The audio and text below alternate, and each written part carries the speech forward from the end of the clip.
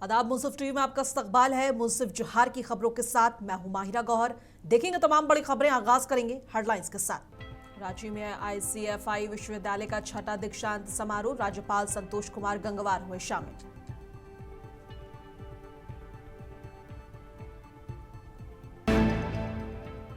मंत्री इरफान अंसारी ने 76 चिकित्सा पदाधिकारियों को सौंपा नियुक्ति पत्र, बोले झारखंड में स्वास्थ्य सेवाएं होंगी मजबूत।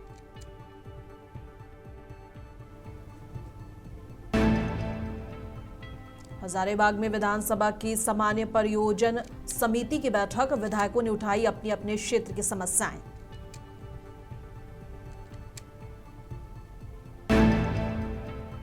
हजारीबाग में रामनवमी जुलूस की धूम, उज्जैन के कलाकारों ने बांधा समा।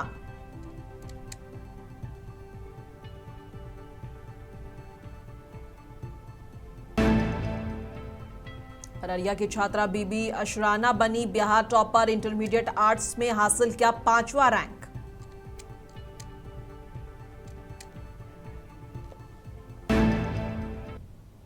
और आगाज करेंगे झारखंड के अहम और बड़ी खबरों के साथ। बता दें कि रांची के डोरंडा स्थित जापवन के सौर्य सभागार ICFI यूनिवर्सिटी का छठा दीक्षांत समारोह बड़े उत्साह के साथ संपन्न हुआ। इस खास मौके पर झारखंड के राज्यपाल संतोष कुमार गंगवार मुख्य अतिथि के तौर पर शामिल हुए। और बताते चले कि समारोह में साल 2025 के कुल 292 छात्रों को डिग्रियां प्रदान की गई और जबकि 8 छात्रों को PhD की उपाधि दी गई। और इसके अलावा 10 गोल्ड मेडल और 10 सिल्वर मेडल जीतने वाले छात्रों को उनके शानदार प्रदर्शन के लिए सम्मानित किया गया। इस मौके पर राज्यपाल ने विद्यार्थियों से आह्वान किया कि वे अपने ज्ञान और कौशल का उपयोग समाज और राष्ट्र के विकास में जरूर करें। कार्यक्रम में प्रशासनिक और शैक्षणिक पदाधिकारी भी उपस्थित रहे। और विश्व यक्ष्मा दिवस के अवसर पर रांची में आयोजित समारोह में स्वास्थ्य मंत्री इरफान अंसारी ने लगभग 76 संविदा आधारित चिकित्सा पदाधिकारियों को नियुक्ति पत्र सौंपा है। इस अवसर पर मंत्री ने कहा कि स्वास्थ्य क्षेत्र में एक और मजबूत कदम बढ़ाते हुए मैं पूरे संकल्प के साथ झारखंड की स्वास्थ्य व्यवस्था को नई दिशा देने में लगा हुआ हूं। जब उन्होंने कहा कि जब मुझे ये विभाग मिला था तब व्यवस्था जर्जर और उपेक्षित थी, लेकिन आज उसी व्यवस्था को सुधार कर हम एक नया अध्याय लिखने की ओर बढ़ रहे हैं। उन्होंने कहा कि मेरा लक्ष्य है स्पष्ट है और उन्होंने कहा कि बेहतर इलाज, मजबूत स्वास्थ्य और व्यवस्था और ऐसा भरोसा कि आम जनता गर्व से कह सके कि सरकारी अस्पताल की उत्कृष्ट सेवा दे सकते हैं। उन्होंने आगे कहा कि डॉक्टर के लिए सबसे बड़ा सम्मान होता है नियुक्ति पत्र और सेवा का अवसर। आज हम उनके सपने को साकार कर रहे हैं। उन्होंने आगे कहा कि मैं सभी से आग्रह करता हूं कि डॉक्टर को जरूर सम्मान करें। और हजारीबाग में रामनवमी को लेकर आयोजित मंगला जुलूस में उज्जैन से आए 40 कलाकारों ने प्रस्तुति देकर सबका मन मोह लिया। कार्यक्रम में शामिल पूर्व केंद्रीय मंत्री जयंत सिन्हा ने कहा कि हजारीबाग की रामनवमी की भव्यता को कोई नहीं रोक सकता। रामनवमी के इस ऐतिहासिक पर्व पे सब राम भक्तों को मेरा जय श्री राम। और मैं खास माननीय विधायक जी को धन्यवाद देना चाहता हूं, क्योंकि उनके समय रामनवमी जो है हम लोगों की जो एकदम विश्व प्रसिद्ध है और भी उभर के लोकप्रिय हो रही है और भी रोचक हो रही है और भी शानदार हो रही है। तो इसलिए माननीय विधायक जी को मेरी तरफ से क्षेत्रवासी होने के नाते बहुत बहुत धन्यवाद, बहुत शुभकामनाएं। तो राजकीय महोत्सव का दर्जा मिले, इसके लिए कुछ प्रदान किया जाएगा आगे? क्या राजकीय महोत्सव का दर्जा देना चाहिए इस पर्व को? नहीं, देखिए हम लोग जिस पारंपरिक तौर पे रामनवमी करते आए हैं वो रामनवमी होगी। डीजे बजेगा, जुलूस निकलेगा और हम लोग पूरे उत्साह और जोर से रामनवमी मनाएंगे। दुनिया में कोई ऐसी ताकत नहीं है जो हमें इससे रोक सकती है। हजारीबाग में रामनवमी पर्व के अवसर पर आयोजित मंगला जुलूस के दौरान प्रशासन ने सुरक्षा और विधि व्यवस्था बनाए रखने के लिए उच्च स्तरीय निरीक्षण किया। बता दें कि प्रशासनिक पदाधिकारियों ने जुलूस मार्ग का जायजा लिया और सुनिश्चित किया कि उत्सव शांतिपूर्ण तरीके से संपन्न हो। इस दौरान पुलिस और स्थानीय अधिकारियों की मौजूदगी ने श्रद्धालुओं में सुरक्षा का भरोसा बढ़ा दिया। और हजारीबाग में विधानसभा की सामान्य परियोजन समिति की बैठक आयोजित की गई, जिसमें 6 जिले के विभिन्न विभागों के कार्यों की समीक्षा की गई। बैठक में कई विधानसभा क्षेत्रों के विधायक मौजूद रहे और अपने क्षेत्रों की समस्याओं को प्रमुखता से रखा। चर्चा के दौरान योजनाओं की प्रगति और विकास कार्यों की समीक्षा भी की गई ताकि जनता तक बेहतर सेवाएं पहुंच सके। देखिए, सामान्य परियोजन समिति का यह 6 जिला का ये टूर कार्यक्रम है, स्थल निरीक्षण कार्यक्रम है और हर एक ज़िलों में अलग अलग कुछ न कुछ विसंगतियाँ हैं, कुछ गड़बड़ी हो रही है। खास करके हजारीबाग में अगर आप देखेंगे, यहाँ के माननीय विधायक जी यहाँ पर हैं, इन्होंने काफ़ी प्रमुखता से बहुत सारे सवाल को उठाया, लेकिन जो पदाधिकारी थे निरुत्तर थे, उसके पास उसका ठीक से जवाब नहीं था।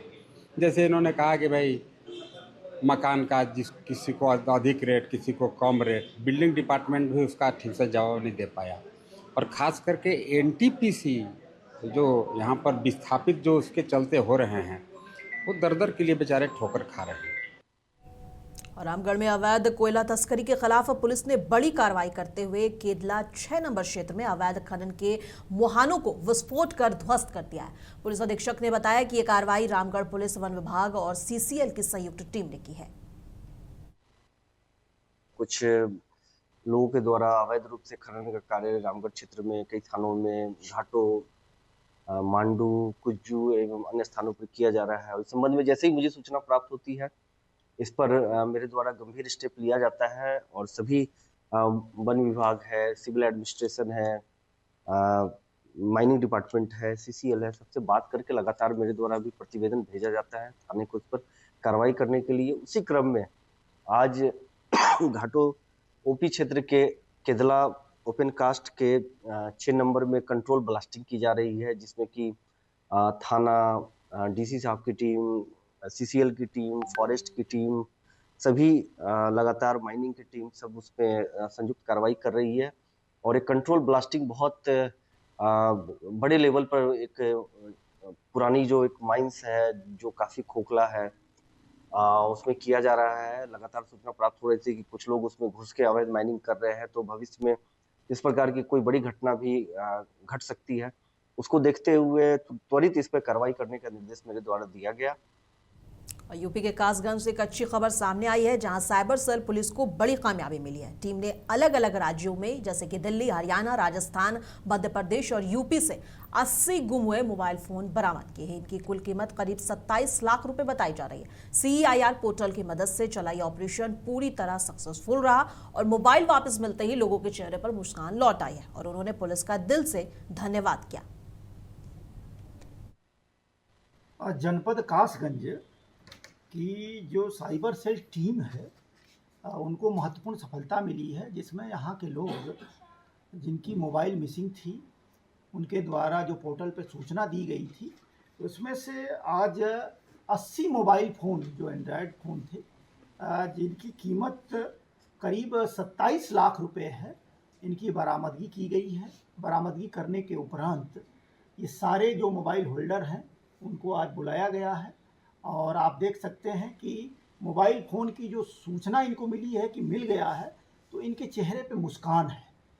जनपद कासगंज पुलिस का ये मोटिव ही है कि इस तरीके की चीज़ों में जो भी मिसिंग चीज़ें आ रही हैं उनको बरामद करके उनको लौटाया जाए, ताकि उनके चेहरे पे मुस्कान हो सके। आपके माध्यम से एक चीज़ मैं ज़रूर करना चाहूँगा कि इस तरीके की मिसिंग किसी भी व्यक्ति की अगर मोबाइल या इस तरीके की चीज़ें अगर मिस हो रही है, तो इमीडिएट वो पोर्टल का सहारा ले। कई बार ये होता है कुछ लोग उतना पढ़े लिखे नहीं होते हैं, उनको इतनी जानकारी नहीं होती है, तो संबंधित थाने पे जाए। हर थाने पे साइबर हेल्प डेस्क है, हर थाने पे वहाँ मददगार के रूप में पुलिसकर्मी नियुक्त हैं। वो उस पोर्टल पे उनका कंप्लेन लॉन्च करा देंगे और पोर्टल के माध्यम से फिर हम ट्रेस करके इसी तरीके से अभियान चला करके उनकी जो मिसिंग चीज़ें होंगी उनको बरामद करा के उनको सौंपने का कार्य करेंगे। धनबाद पुलिस एसएसपी प्रभात कुमार ने दैनिक उपयोग की वस्तुएं जैसे कि दवाइयां, तेल, गैस और अन्य आवश्यक सामानों की कालाबाजारी और जमाखोरी को गंभीर अपराध बताया है और उन्होंने ऐसा करने वालों पर कड़ी कानूनी कार्रवाई की चेतावनी दी है। नमस्कार, जोहार। अभी हम लोगों को मार्केट से शिकायत आ रही है कि बहुत सारे ऐसे दुकानदार हैं जो प्राइस बढ़ा रहे हैं, कालाबाजारी कर रहे हैं, जमाखोरी भी कर रहे हैं। तो मैं ये स्पष्ट कर देना चाहता हूँ, कालाबाजारी करना हो या जमाखोरी करना हो, ये दोनों कानूनन अपराध है और ख़राब परिस्थितियों का फ़ायदा उठाते हुए अगर सामान के जो अमूमन प्राइस होता है उसे बढ़ा करके कोई बेचते हैं तो ये न सिर्फ गैर कानूनी है बल्कि मानवता के खिलाफ भी है। तो ऐसा कोई भी अगर हमारे संज्ञान में किसी प्रकार की कोई मैटर आता है, कोई शिकायत आती है, तो डेफिनेटली हम लोग कानूनी कार्रवाई करेंगे। और मैं आप सभी दुकानदार भाइयों से अपील करना चाहता हूं कि जो खराब परिस्थिति है उसका नाजायज़ फायदा बिल्कुल भी नहीं उठाए। और साथ ही मैं धनबाद के सभी जिले वासियों से अपील करना चाहता हूँ कि इस प्रकार का कोई भी अगर शिकायत आता है तो आप पुलिस को तुरंत सूचित करें। जेएलकेएम के केंद्रीय अध्यक्ष जयराम कुमार महतो धनबाद के एमपी एमएलए कोर्ट में पेश हुए हैं। वे बोकारो के सियाल जोड़ी थाना में दर्ज एक मामले में उपस्थित हुए हैं जो कि मजदूर आंदोलन से जुड़ा हुआ है। इलेक्ट्रो स्टील वेदांता में रेतों का एक आंदोलन था और उस आंदोलन में ग्रामीण धरना दिए हुए थे। उसी बीच थोड़ी सी कुछ बातें हुई अनबन की और कंपनी प्रबंधन के द्वारा एक एफआईआर किया गया है और उसमें एफआईआर में मेरा नाम यह कहकर दिया गया है कि एक बैनर था, उस बैनर में किसी कोने में हमारी तस्वीर थी। तो उसी केस के सिलसिले में आज धनबाद कोर्ट आना पड़ा। नहीं, उस कार्यक्रम में हमारी उपस्थिति नहीं थी। उस कार्यक्रम में केवल हमारी तस्वीर थी और उस तस्वीर के आधार पर ही उस उक्त एफआईआर में हमारे नाम को दर्ज करवाया गया है। और कोई आरोपी है? हाँ, ऐसे तो हमारे नाम पर आंदोलन से संबंधित बहुत सारे केस हैं, उन पर समय समय पर तो आते ही रहते हैं। धनबाद कोर्ट में ही सारे केस हमारे ट्रांसफर हुए हैं। बिहार विद्यालय परीक्षा समिति के द्वारा इंटरमीडिएट की परीक्षा के परिणाम घोषित हो चुके हैं, जिसमें अररिया के जोकीहाट प्रखंड के उच्च माध्यमिक विद्यालय भवानपुर की छात्रा बीबी अशराना ने आर्ट्स के संकाय में पूरे बिहार में 5वां स्थान लाया है और बिहार टॉपर बनी है। बता दें कि अशराना को इंटरमीडिएट की कला विषय में 475 अंक आए हैं और विद्यालय में खुशी का माहौल है, जहां शिक्षकों ने उन्हें माला पहनाकर और मिठाई खिलाकर बधाई और शुभकामनाएं दी हैं। वहीं छात्रा ने बताया कि सदर ग्रामीण इलाकों से वो पढ़ने और इस स्कूल में आती थी और उनके पिताजी किसान हैं और वो लगन से पढ़ रही हैं और आगे पढ़कर उन्हें आईएएस ऑफिसर बनना है। और उन्होंने आगे कहा कि आज इल्म वाली ईद हुई है और अशराना ने बिहार टॉपर होने पर स्कूल के शिक्षकों को धन्यवाद भी कहा है। अल्हम्दुलिल्लाह, अल्लाह का लाख लाख शुक्र है, उन्होंने इस मुकाम पे पहुंचाया है। मेरा नाम असराना है और मेरे पिताजी का नाम आसिम है और मेरी अम्मी का नाम इमराना है और मैं जोकीहाट के जोगिंदर गांव की हूँ। मैंने यहीं से नाइन्थ से ही पढ़ती हूँ। स्कूल का नाम उत्क्रमित माध्यमिक विद्यालय भगवानपुर है। आगे क्या बनना है? आगे चल के आईएएस बनना है। पिताजी क्या करते हैं? किसान है। कितना भाई बहन? 6। कितना रैंक लाए? 5th। भोजपुर के पीरो अनुमंडल स्थित रजिस्ट्री ऑफिस में दिन दहाड़े हथियारबंद बदमाशों ने ताबड़तोड़ फायरिंग की। इस घटना में प्रॉपर्टी डीलर जीतू यादव समेत 5 लोग गंभीर रूप से घायल हुए। गोलीबारी जमीन की खरीद बिक्री को लेकर हुए विवाद के चलते हुए घायल लोगों को पीरो अनुमंडलीय अस्पताल में प्राथमिक उपचार के बाद आरा सदर अस्पताल रेफर कर दिया गया। पुलिस ने मौके पर पहुंचकर मामले की जांच शुरू कर दी है और हमलावरों की पहचान कर गिरफ्तारी का प्रयास तेज कर दिया है।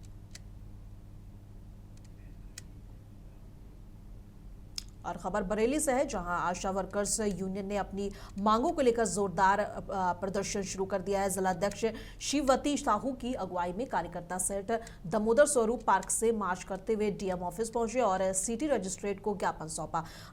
बता दें कि यूनियन का कहना है कि सरकार ने वादे तो किए, लेकिन अब तक कोई ठोस एक्शन नहीं हुआ है। बकाया भुगतान, बढ़ा हुआ मानदेय और उत्पीड़न रोकने जैसी मांगे लंबित हैं, जिस पर जल्द फैसला ना हुआ तो आंदोलन फिर शुरू होगा। आज का मामला ये है, हमारी आशा बहनों से सरकार ने हमारी वादा किया था कि हम वार्ता करेंगे और आपका जो रुका हुआ पेमेंट है वो भी हम मार्च 5 फरवरी में पूरा डाल देंगे। ना तो हमारा पेमेंट पड़ा है और वार्ता सरकार ने 2 बार की हमसे, 7 तारीख को की, फिर 9 तारीख को की वार्ता। लेकिन 11 तारीख को जो हमारी वार्ता होनी थी वो सरकार ने हमारी वार्ता टाल दी। वो सरकार ने हमारी वार्ता किस विषय में टाली है? क्या सरकार को हमारा करना नहीं है, या सरकार दोहरा व्यवहार कर रही है हमारे साथ में, या सरकार को 2027 में वोट लेना नहीं है हमसे? ललितपुर में गल्ला व्यापारी के करीब 1.5 लाख रुपए की लूट हो गई और बाइक सवार बदमाश सिलगन रेलवे क्रॉसिंग से अंडर ब्रिज के पास वारदात को अंजाम देकर फरार हो गए। हैरानी की बात यह है कि 2 दिन में ये दूसरी घटना है। कल भी बाजार में टप्पेबाजी का मामला सामने आया था। मौके पर पुलिस पहुंचकर जांच में जुटी है, जबकि घायल व्यापारी को मेडिकल कॉलेज में भर्ती कराया गया है। मेरा बलराम सिंह नाम है, मैं पिसनारी का रहने वाला हूँ। और चाचा, आपके भाई के साथ क्या घटना घटी? मेरे भाई के साथ घटना घटी कि भैया मंडी में आड़त की दुकान भी है राधे ट्रेडर्स के नाम से, और सिलगन फाटक पे गेहूं का मिल भी लगवाए हैं। तो ये बदमाश लोग क्या मालूम कब से महीनों से पीछे लगे हुए या कब से घात लगाए बैठे हुए थे मेरे भाई की। तो इन लोगों ने, मेरे भाई ने दुकान बंद की, बंद करके थोड़े से कदम आगे चले करीब 20 फुट, तो वहाँ पड़ोस में उन्होंने बोला कि चाय पी लीजिए। लेबर निकल गई और जी गए तो एक बानोली का लौंडा है, लड़का है, उसका नाम है राम कुमार और महादेव बानोली का, वो क्राइम व्यक्ति है। उसने आके मेरे भाई को लात मारी, तो कुर्सी वहीं चकनाचूर हो गई। राडे मार के भाई ने वो नहीं छोड़ा, तो उसने राड मारी तो हाथ बिल्कुल अलग हो गया, कहीं से फ्रैक्चर। कितने रुपए की लूट की है? कितने रुपए छुड़ा के ले गए? करीब जी तो नहीं है पता, वो बता रहे थे कि 1,60,000 या 50,000 लगभग चले गए। उसको तो जी लगा कि ये पता होगा कि 5-10 लाख दिए होंगे, इसलिए वो हम जान से हानि करने की घात में और पैसे लेने की बाबत में मेरे भाई का ज़्यादा क्षति पहुँचा दी हमने। गाजीपुर में पुलिस और एक शातिर बदमाश के बीच इनकाउंटर हुआ। करीमुद्दीनपुर थाना क्षेत्र में चेकिंग के दौरान आरोपी श्रीधर वर्मा उर्फ छोटे को पकड़ा गया। पूछताछ में जब पुलिस उसे असलाहा बरामद कराने ले जा रही थी, तभी उसने फायरिंग शुरू कर दी।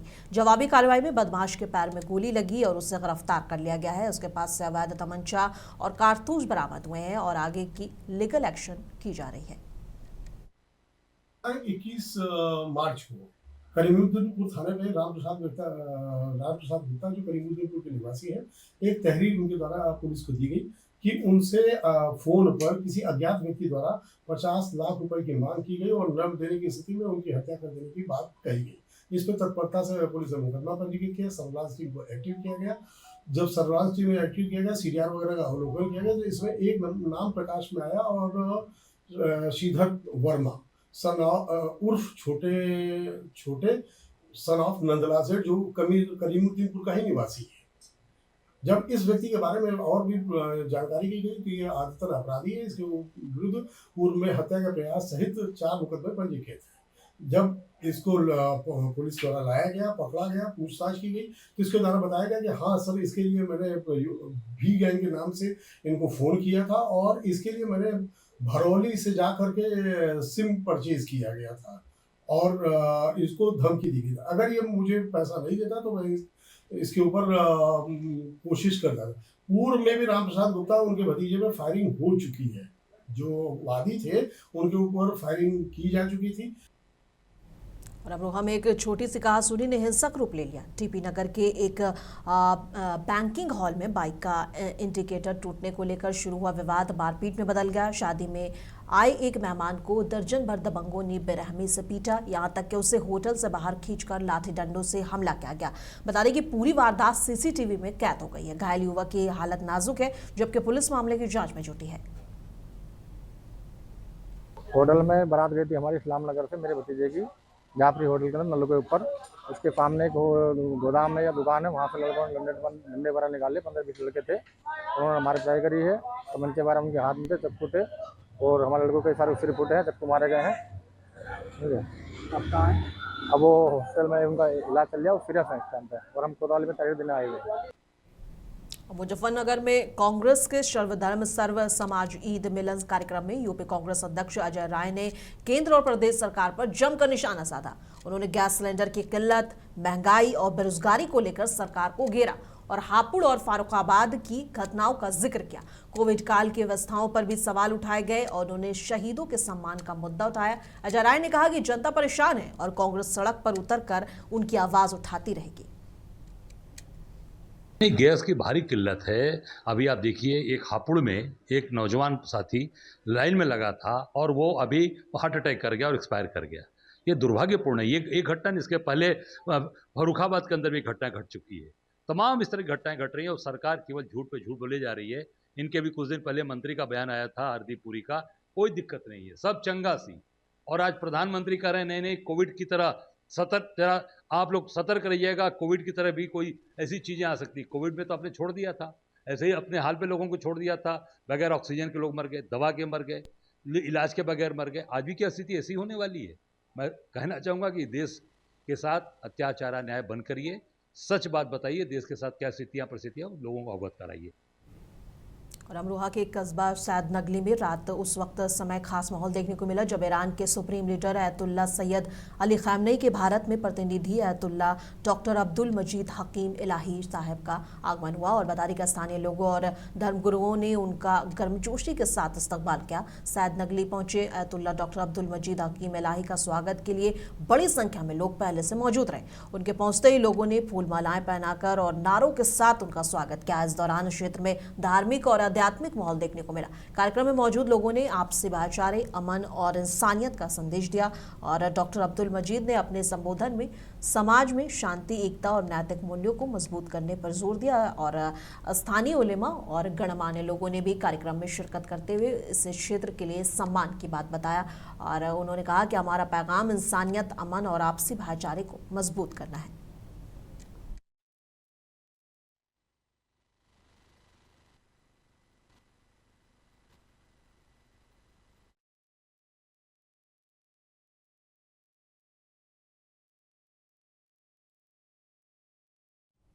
जौनपुर के ऐतिहासिक शाही किले में 3 दिवसीय जौनपुर महोत्सव का भव्य शुभारंभ हुआ जिसमें माननीय मंत्री एवं प्रभारी मंत्री और के शर्मा की उपस्थिति रही। कार्यक्रम का आरंभ वैदिक मंत्रोच्चार और पारंपरिक विधि विधान से हुआ। महोत्सव के प्रथम दिवस मुख्यमंत्री सामूहिक विवाह समारोह का आयोजन किया गया और जिसमें लगभग 623 जोड़ों ने परिणय सूत्रों में बंधकर नए जीवन की शुरुआत की और माननीय जनप्रतिनिधियों और अधिकारियों ने नवविवाहितों को आशीर्वाद देकर मंगलमय वैवाहिक जीवन की शुभकामनाएं दी।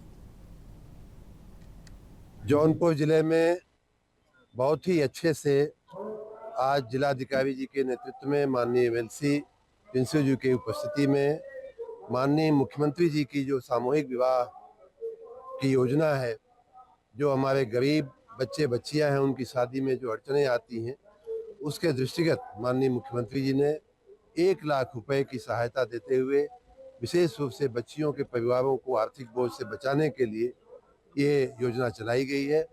और इस योजना में मुझे बताया गया है कि अब तक 600 के आसपास नौ जोड़ों ने अपने अपने नामांकन किए हैं, उनकी शादी हुई है और ये संख्या अभी भी लगभग 600 के ऊपर भी जाने की संभावना बताई जा रही है। उन सभी को मैं बहुत बहुत शुभकामना देता हूँ, जिला प्रशासन की ओर से, माननीय मुख्यमंत्री जी की ओर से, माननीय प्रधानमंत्री जी की ओर से। और आप सबको जानकारी है कि मुख्यमंत्री विवाह सामूहिक विवाह योजना के तहत 1 लाख रुपए की सहायता के साथ ये विवाह का पूरा समारोह संपन्न कराया जाता है। उसमें कुछ पैसा इस समारोह के आयोजन में लगता है, कुछ पैसा जैसा कि आप देख रहे हैं सामान की खरीद करके उनको त्वरित सहायता करने के लिए आपने देखा होगा कि यहाँ हमने सामान भी अर्पित किया है, उन सामान की का भी अर्पण होता है और 60,000 रुपया नव दंपतियों को अपना नया जीवन शुरू करने के लिए नगद भी, कैश भी दिया जाता है। इस प्रकार कैश के साथ सामूहिक विवाह का पूरा आयोजन पंडित जी और जो मुसलमान हैं उनके निकाह पढ़ने की उस तरह से व्यवस्था की जाती है और तमाम सभी प्रकार के सुंदर आयोजनों के साथ इस विवाह का आयोजन किया जाता है। मैं एक बार फिर से सभी को बहुत बहुत शुभकामनाएं। पटना के शहरी और ग्रामीण क्षेत्रों में चैती छठ महापर्व के प्रथम संध्या अर्घ पर आस्था का अद्भुत नजारा देखने को मिला। फुलवारी शरीफ और संपत चक, परसा बाजार, गौरी चक और जानीपुर, पुनपुन और अन्य प्रमुख घाटों पर श्रद्धालु अस्ताचलगामी सूर्य अर्घ अर्पित करते नजर आए और पारंपरिक वेशभूषा में महिलाएं और पुरुष जल में खड़े होकर पूजा अर्चना करते नजर आए। प्रशासन और स्थानीय लोगों ने घाटों की साफ सफाई, सजावट और सुरक्षा व्यवस्था सुनिश्चित की, जिससे उत्सव शांतिपूर्ण और श्रद्धामय वातावरण में संपन्न हुआ।